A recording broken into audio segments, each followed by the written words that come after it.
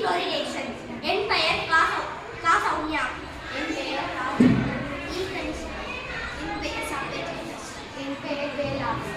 தருமபுரி மாவட்டத்தில் இருக்கிறவங்க எல்லாரும் சொல்ல வந்து மஞ்சள் கலராக இருக்கும். அதுக்கு என்ன ப்ராப்ளம் பார்த்தீங்கன்னா வாட்டரில் ஃப்ளோரைடு கண்டென்ட் ஒரு கலந்துருக்குது. தண்ணியில் மட்டும் இல்லாத நிலத்தடி நீர்லேயும் வந்து இருக்குது. இது பல்ல மட்டும் பாதிக்காமல் நமக்கு எலும்புகளும் தேய்மானம் அடிக்குது. அதுக்கு தான் நம்ம சொல்யூஷன் பண்ணிட்டு